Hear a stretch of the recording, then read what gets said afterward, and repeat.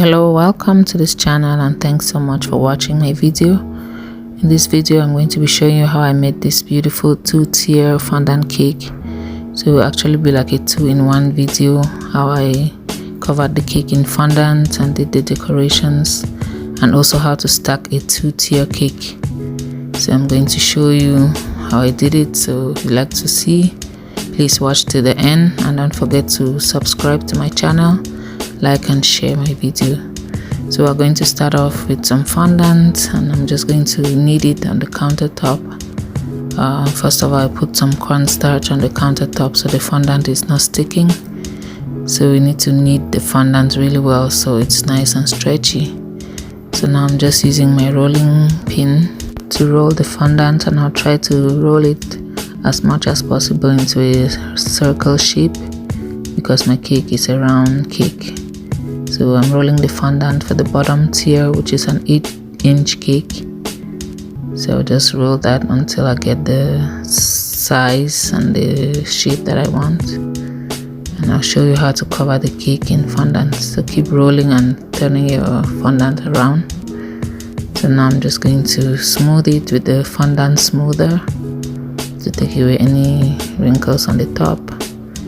That's the 8-inch cake. That will be the bottom tier. So I've just put it on the cake and I'm trying to like straighten it out. So you just open it up and then smooth it out with your fingers or with the side of your hand. So I keep smoothing the cake and turning the turntable. So keep lifting the skirt and smoothing with your fingers or the side of your hands. You see, I'm doing it both ways. Sometimes I use my fingers and sometimes the side of my hand. Just smoothing it out to make sure there's no spaces, no wrinkles. And then after I do that with my fingers, I then use the cake smoother, the fondant smoother, to smooth it out. Take out any air so there are no air bubbles under the fondant.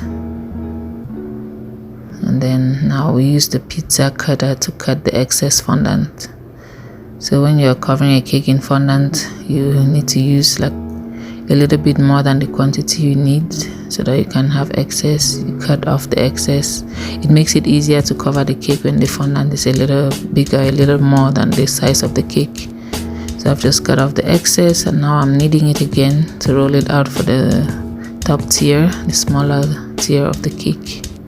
So I'm just going to do the same, knead it, roll it out until I get the right size and into a round shape. Keep rolling and turning it around so it doesn't stick on the countertop. Make sure you have enough cornstarch on the countertop so it doesn't stick. And by the way, the cake just came out of the fridge, so same with the other tier that I just covered. The cakes were in the fridge previously so that the icing firms up, so that when you're covering the cake in fondant, the icing is not moving around underneath the cake. It has to be really nice and firm and cold so it's easier to work with. So I'll just do the same thing, open up the excess fondant and smooth it out until you have a nice smooth surface without any air bubbles or wrinkles. So you see, I'm using the side of my hands. Sometimes I use my fingers. So any way that works better for you, you can use that method. So now I'm just going with the smoother again and smoothing it out and getting out any air bubbles.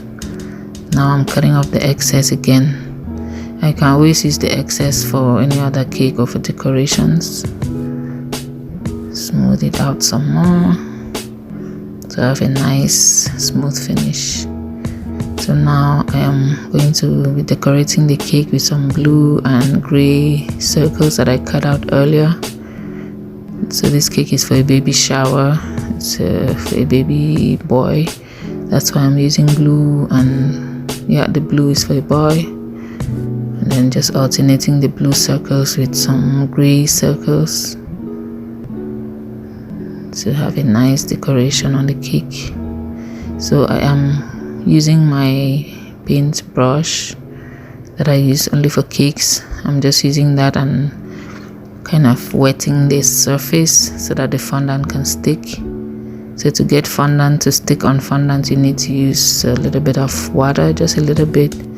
If it's too much, the decorations will be sliding off the fondant. So I just dip my brush in a little bit of water and then wet the surface of the fondant so that the decorations can stick. I keep doing that until I'm all done.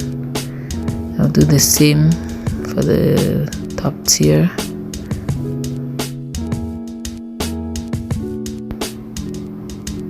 So I'm done with this tier, and then since it's a 2-tier cake, I would need to support the bottom layer. So here I'm just using some dowels to support the bottom tier of the cake, because the top tier will be sitting on top of the bottom one, so we don't want the weight of the top one to crumble the bottom one.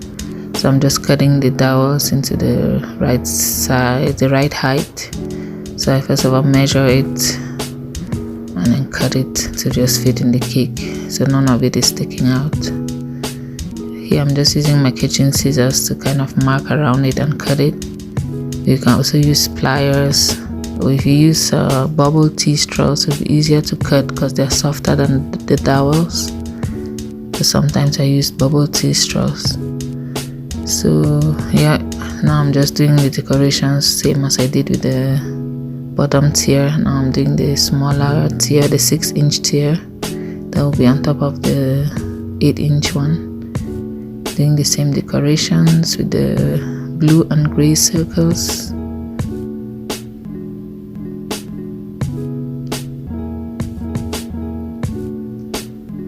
Just wetting the fondant with water and putting the decorations on to stick.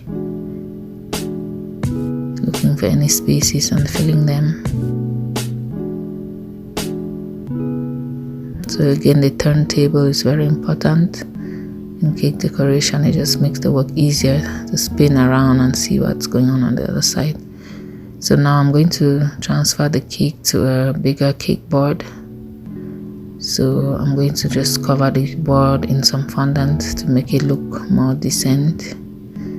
So always knead your fondant really well to help it make it more stretchy. I'm just rubbing some Crisco or shortening on the board so that the fondant can stick more easily on the board. So I just knead that and then I roll it out a little bit. Then I'll finish rolling it on the board just to cover it with fondant. So I'll keep rolling until the fondant covers the board completely, and then I'm gonna cut off the excess.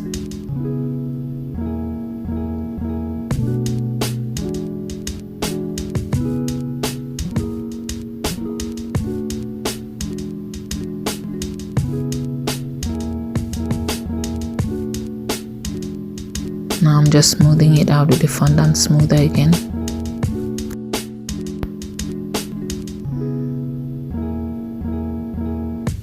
Then I'm cutting off the excess. It's easier to cut it when it's on the turntable, so I'll just put it on the turntable and cut off the excess fondant. And then after that I'm gonna smooth it again, get off any finger marks or any wrinkles. And then for the sides of the board, I'm going to cover the sides with a ribbon. So I'm just applying some glue to the sides of the board so the ribbon can stick. And I'm going to be using royal blue ribbon. So this is just to make the board to look neat, to look more presentable. You could still do it just with the board, just with the bare board as it was, but this one I'm just doing it to make it look more presentable and also to match the decorations on the cake.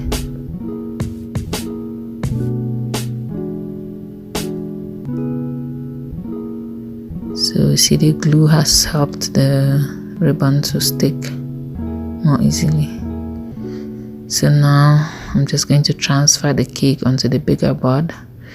You could also just ice the cake on the same board and decorate it on it, but That board is really big to fit in my fridge, so I decided to do it on a smaller board and then transfer it to the big one, because I'll also be writing on the board. So I need more room to write on the board, so I need a bigger board. So after transferring it, I just smooth it again. Those edges that I lifted the cake from the other board, I just smooth them out. And now I am wetting this the border, because I'm going to put some decorations around the border too. So I'm just wetting it again with water as I did earlier. And the decorations for this one is just gonna be some balls, just some fondant balls, white balls. So I just roll that out with my hand and put it on the edges on the border. So I'll keep doing that until I have gone all around the bottom tier of the cake.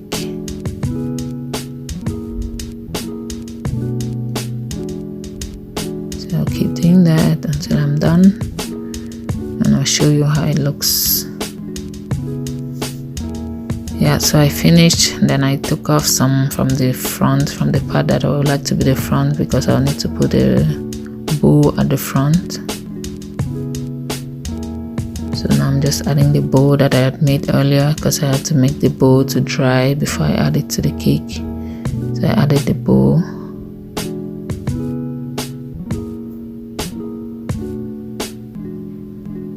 And I just used some water again to stick it to the fondant. So those are the dowels, or the sticks I put earlier to support the bottom tier. And I'm just putting some icing on it to cover those holes and also to help the top tier stick.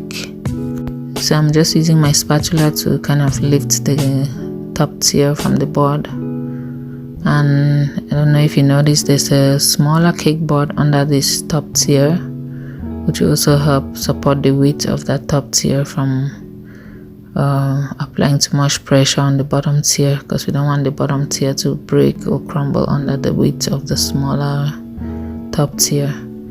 So now I'm just rolling out some blue fondant that matches the circles I made earlier to use as a border for the top tier. Sometimes you can use the same border for the top and the bottom, but in this case I'm using a different border for the top. And I'm just measuring around the cake so I can get the right length of the ribbon that I'm cutting out now, the fondant I'm cutting out for the border. So now I'm just wetting it again with water so it can stick. So one thing the border does is it helps to seal or to cover the seam, or that little space that you see between the top and bottom tiers, so that border is really necessary. So after putting it, I just cut off the excess and then stick it with water again. So yeah, we're almost done with the decorations on the cake. Also earlier I had made some baby shoes, because as I said, it's a baby shower cake. I had made some baby shoes earlier the night before so they can dry before I put it on the cake. So here I'm just using my steamer to steam the cake to get off the excess cornstarch, so it's not white on the cake, so the cake is nice and shiny. So I'm just steaming it